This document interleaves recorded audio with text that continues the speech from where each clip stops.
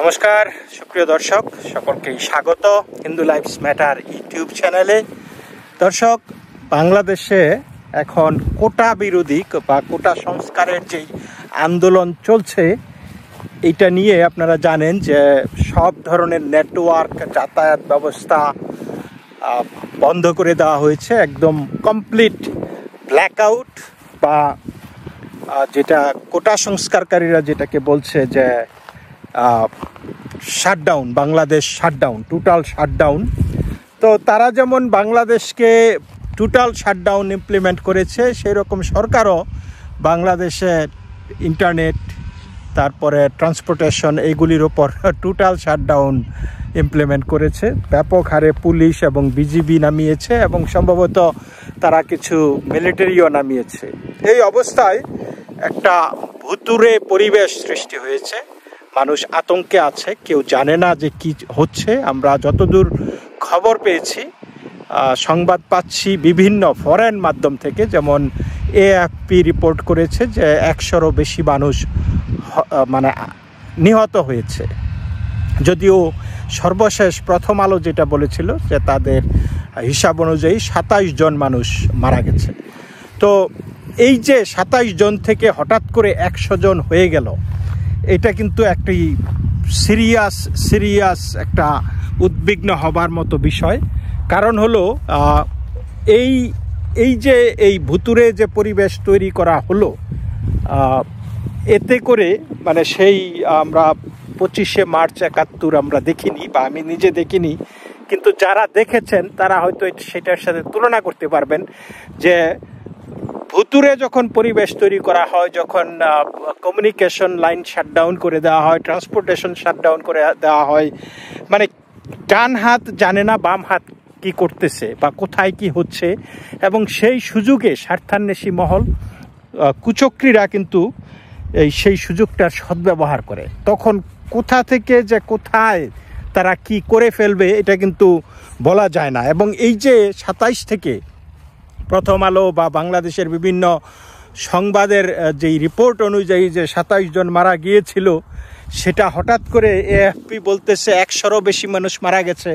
তাহলে কোথা থেকে কোথায় কিভাবে কি হয়ে গেল, তাই না? তা আমি মনে করি যে এই যে শাটডাউন এগুলি তারা চালাক, কিন্তু সরকার এই ক্ষেত্রে আমার মনে হয় যে এই ফেসবুক বা ট্রান্সপোর্টেশন এইগুলি তারা খুলে দেওয়া উচিত, যাতে স্বাভাবিক জীবনযাত্রা ফিরে আসে। কারণ আমি মনে করতেছি যে সরকার এটাকে আরও বেশি অস্বাভাবিক করে তুলছে। একে তো পুরা এই শেখ হাসিনা, প্রধানমন্ত্রী শেখ হাসিনার যে বক্তব্য যে মুক্তিযুদ্ধের নাতিপুতিরা পাবে না, তাহলে কি রাজাকারের ছেলেমেয়েরা পাবে, এই কথায় মানুষ কিন্তু এই আগুনে ঘি পড়েছিল। এই জন্যই অনেকটা বিষয়টা ফুঁসে গেছে ছাত্রছাত্রীরা, এবং সেই বিস্ফোরণমুখ একটি পরিস্থিতিকে কাজে লাগিয়েছে জামাত শিবির, কুচক্রী মহল, স্বাধীনতার বিরোধী শক্তি। তারা এটাকে ধাবিত করেছে ভারত বিরোধী একটি আন্দোলনে, হিন্দু বিরোধী একটি আন্দোলনে, বাংলাদেশকে তালিবান স্টাইলের একটা রাষ্ট্র কায়েমের একটা আন্দোলনে। তারা স্লোগান দিচ্ছে জাতির পিতা ইব্রাহিম, শেখ মুজিব, গোড়ার ডিম, এই কথাবার্তা বলা হচ্ছে। তারপরে ভারত বিরোধী স্লোগান দেওয়া হচ্ছে। আপনারা জানেন যে কথায় কথায় একটা ভারত একটা বিশাল বিষয় তাদের জন্য, এবং সেই ভারত বিরোধী স্লোগানটা তারা ব্যাপকভাবে ব্যবহার করতেছে। এবং সব কিছুতেই একটু মাঝে যা আসে আর কি, ভারত বিরোধী স্লোগান দিলে, ভারতের বিরুদ্ধে কথা বললে এই নিমক হারাম জাতির বেশ লাগে, একটু সুরসুরি লাগে। তারা বেশ পুলকিত হয়, আনন্দ উপভোগ করে, এবং তাদের একটু ওই আন্দোলনটা জমে বেশি। কোটা সংস্কারকে আমি সমর্থন করি, বিকজ কোটা একটা ইনডিফেন্সেবল একটা ফেনোমেনন। এই কোটা মানুষের জীবনকে ধ্বংস করে দেয়, মানুষের স্বপ্নকে ধূলিসাৎ করে দেয়, এবং একটা অন্যায়। কিন্তু কিছু কিছু ক্ষেত্রে অবশ্যই একটা কোটা থাকা দরকার। যারা পশ্চাৎপদশীল, অনগ্রসর, সংখ্যালঘু বা এই জাতীয় যারা নাকি দরিদ্র শ্রেণী, এইভাবে ইকোনমিক ল্যাডারে যারা খুব নিম্ন স্থানে আছে, তাদের জন্য কিছু সুযোগ অবশ্যই দেওয়া উচিত। কিন্তু যেই হারে বাংলাদেশে প্রায় 55% কোটা নির্ভর চাকরি এগুলা বাতিল করা উচিত। এবং তার আগে যেটা করা সবচাইতে বেশি বড় কোটার প্রাদুর্ভাবটা হয়েছে যেখানে সবচাইতে বেশি, সেটা হলো দুর্নীতি, স্বজনপ্রীতি, তারপরে আছে আপনার ঘুষ। এই জিনিসগুলি অবশ্যই দেখতে হবে, কারণ আমরা যেই কোটা সংস্কারের যেই কথা বলতেছি, একদম এমন না যে কাউকে ধরে এনে তারা চাকরি দিয়ে দিচ্ছে। কোটায় যারা ঢুকে তারা কোটাটা অ্যাপ্লাই করা হয় একদম সিলেকশনের সর্বশেষ পর্যায়ে। তার আগে আপনাকে আপনার মানে যথাযথ শিক্ষাগত যোগ্যতা থাকতে হবে, আপনাকে বিভিন্ন রিটেন এবং ভাইভাতে মুখোমুখি হতে হবে।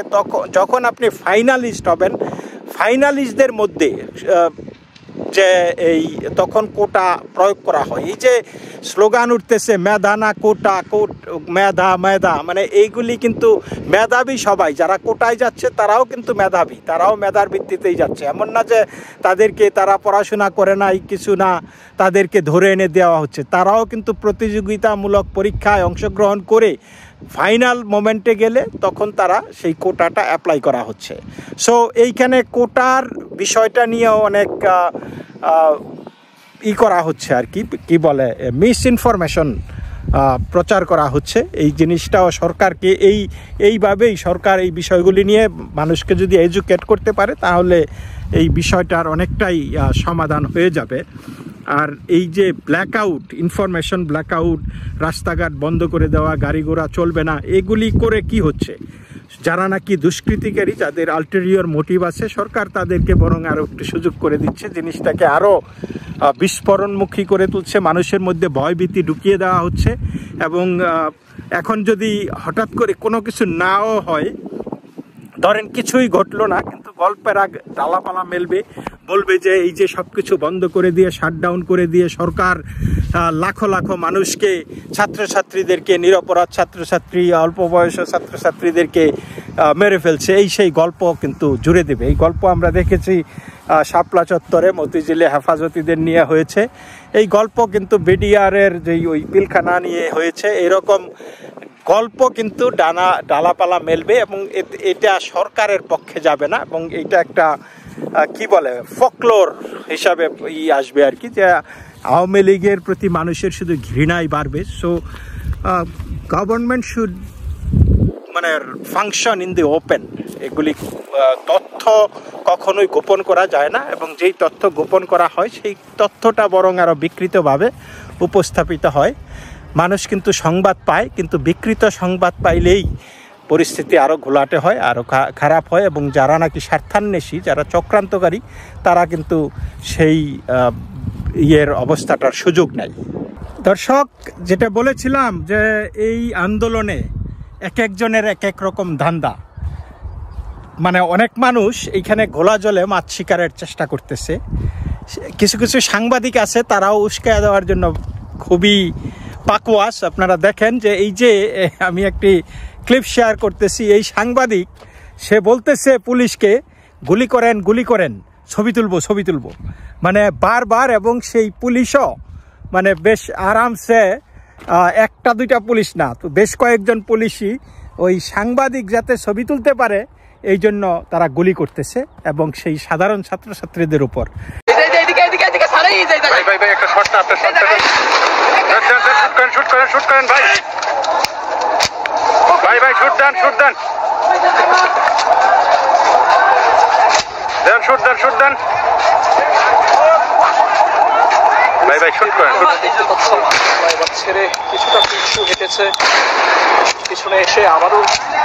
মানে কি পরিমাণে বিবেক বর্জিত, মানবতা বর্জিত এই পুলিশ বা মানুষ, যে তারা এই ছবি তোলার জন্য বা খবর সংগ্রহের জন্য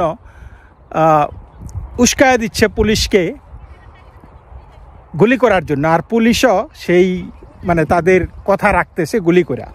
তো এই যে দর্শক, এই বিষয়টি আমি যেটা বলেছি যে একটা নোবেল কজ, যেই কোটা বিরোধী যেই আন্দোলনটা, এই নোবেল কজটাকে মানুষ এক একজন যার যার স্বার্থে ব্যবহার করতেছে। কেউ ভারত বিরোধী স্বার্থে ব্যবহার করতেছে, কেউ হিন্দু বিরোধী স্বার্থে ব্যবহার করতেছে, কেউ দেশকে তাদের শরিয়া দেশ মানে বানাইতে চাইতেছে। এই এত কিছুর পরে মানে তারা এটা কিন্তু চালাইতেছে। আপনারা চিন্তা করে দেখেন যে তাহলে কেমনে কি হবে। তো এটা খুবই দুর্ভাগ্যজনক যে এক এক জনের ধান্দা এক এক রকম। তারা যে যেইভাবে পারে এটাকে এই একটা আন্দোলন থেকে ছাত্রছাত্রীদের একটা ন্যায্য সুন্দর একটা মুভমেন্ট থেকে এটাকে আরব স্প্রিংয়ের মতো তারা মনে করতেছে এটা বোধহয় সরকার বিরোধী আন্দোলন বা সরকার পতনের আন্দোলন। বিএনপি জামাত মৌলবাদীরা যেই তাদের আন্দোলন দিয়ে যেই সরকার পতন করতে পারে নাই, তারা এইবার এই আন্দোলনের মানে ঘোড়ায় চড়ে তারা ভাবছে যে তাদের বোধহয় মানে স্বার্থটা হাসিল হয়ে যাবে। তো এই জন্যই এই মুহূর্তে যদিও কোটা সংস্কারের পক্ষে আমি 100% কোটার সংস্কার হওয়া উচিত, কিন্তু যেইভাবে এই স্বার্থান্বেষী মহল এই আন্দোলনকে মানে চেপে ধরেছে, এই আন্দোলনের সওয়ার হয়েছে, এই আন্দোলনটা আর ছাত্রছাত্রীদের মধ্যে নাই এবং এইটার যেই উদ্দেশ্য আদর্শ ছিল এই আন্দোলনটা সেই জায়গায় নাই। আমরা এখন স্লোগান শুনতেছি হরে কৃষ্ণ হরে রাম শেখ হাসিনার বাপের নাম। আপনারা চিন্তা করতে পারেন যে হরে কৃষ্ণ হরে রাম শেখ হাসিনার বাপের নাম, এইটা যদি আমরা কেউ বিকৃত করে, এই স্লোগানটাকে যদি বিকৃত করে অন্যভাবে বলা হতো তাহলে কি হতো আপনারা একটু ভেবে দেখেছেন? এই যে কোটা বিরোধী আন্দোলনে যেই স্লোগান আরও আছে আল্লাহু আকবর, নারায়ে তাকবীর, এইটা তো মানে যেই জিনিসগুলি আসতেছে, আবার এর আগে বলেছি যে জাতির পিতা ইব্রাহিম, শেখ মুজিব, গোড়ার ডিম, এইটা কি কোটা আন্দোলনের স্লোগান? মানে এত কিছু দেখার পরে আপনাদের কি মনে হয় এই আন্দোলনটা কি সেই সঠিক জায়গায় আছে? সুতরাং এই আন্দোলনটা যত তাড়াতাড়ি শেষ হবে, এই আন্দোলন থেকে যত তাড়াতাড়ি এই ছেলেপুলেরা ভাগবে তত তাড়াতাড়ি দেশের মঙ্গল হবে এবং হয়তো একটা কিছু আসবে এই আন্দোলন থেকে। আমরা ইতিমধ্যে দেখেছি যে বাংলাদেশের আদালত অলরেডি অনেকাংশেই কোটা বাতিল করে একটি রায় দিয়েছেন। তো এখন আশা করি এই আন্দোলনটা থামবে, কিন্তু আমার কথা হলো যে কোটা বাতিল হলো, কিন্তু ঘুষ, দুর্নীতি, প্রশ্নপত্র ফাঁস, স্বজনপ্রীতি, এইসবের যে কোটা, এইটা বাতিল হবে কিভাবে? দিন শেষে দেখা যাবে যেই লাউ সেই কদু। এখন সরকারের উচিত হবে রাজাকার ধরা, কারণ রাজাকাররা অলরেডি বেরিয়ে গেছে, তারা অলরেডি ডিক্লেয়ার করেছে আমি কে তুমি কে, রাজাকার রাজাকার। তা আমার মানে প্রত্যাশা যে সরকার রাজাকার ধরতে এবার মাঠে নামবে। আমার বিশ্বাস যে সরকার একটা মেসেজ পেয়ে গেছে এবং সেই অনুযায়ী তারা ব্যবস্থা নেবে। কিন্তু যদি এই আন্দোলনটা ছাত্রছাত্রীরা ঘরে না ফিরে তারা যদি বিপদগামী হয় যেইভাবে তারা এখন হচ্ছে, এই অন্যান্য যারা ক্রীড়নক আছে মাঠে, যারা খেলা এইটা নিয়ে খেলছে, তাদের ক্রীড়নক হিসাবে কাজ করলে কি হবে? যেটা হবে সেটা হলো যে আরও প্রাণহানি ঘটবে, অনেক মায়ের বুক খালি হবে, ছাত্রছাত্রীদের ভবিষ্যৎ নষ্ট হবে। এবং সরকার যদি টিকে যায়, এবং নিশ্চয়ই সরকার টিকে যাবে, কারণ প্রশাসন, মিলিটারি, তারপরে পুলিশ, তারা নিশ্চয়ই দেখছে যে এইখানে অসাধু একটা শক্তি এই দেশটাকে অস্থিতিশীল করার চেষ্টা করতেছে, একটা অবৈধ পথে ব্যাকডোর দিয়ে ক্ষমতা দখলের চেষ্টা করতেছে এবং এইখানে উগ্র সাম্প্রদায়িক গোষ্ঠীটাই জড়িত। সো এইটাকে তারা দমন করবে এবং এই দমনের ফলে যেটা হবে, যে এই জিনিসটা কোটা, যেমন তারা যে কোটা সংস্কারের বিরুদ্ধে মানে কোটা সংস্কারের জন্য কথা বলতেছে, শেষ পর্যন্ত সেই লোকগুলিও কিন্তু কোটায় পড়ে যাবে এই কারণে যে তাদেরকে সরকার প্রোফাইল করবে, চেহারা চিনে রাখবে, পরিবার পরিজন চিনে রাখবে এবং সেই অনুযায়ী দেখবে যে দিজ আর ট্রাবল মেকার্স, এবং তারা যাতে ভবিষ্যতে কোথাও কিছু না করতে পারে সেই জিনিসটা তারা কিন্তু মেক শিওর করবে, যে এটা ইমপ্লিমেন্ট করবে। যদিও এটা উচিত না, কিন্তু আমাদের মতো দেশগুলিতে রাজনীতিতে টিকতে থাকতে হলে আপনার সেই প্রতিহিংসা পরায়ণ, প্রতিশোধের রাজনীতি করতেই হবে। সেটা চলে আসতেছে সবসময়, তা না হলে এই যে এইভাবে খুন খারাপি এগুলি তো চলতো না, তাই না? এটা হচ্ছে। So they should cut this movement right now and go home. কারণ এই আন্দোলনটা এই ছাত্রছাত্রীদের মাঝে আর নাই। এই আন্দোলনটা আর কোটা সংস্কারের আন্দোলন নাই। এই আন্দোলনটা টোটালি একটি ইসলামপন্থী আন্দোলন আমি মনে করি। বাংলাদেশকে তালিবানাইজ করার একটা নীল নকশা, এটা আর কিছুই নয় এই মুহূর্তে। Thank you, stay well.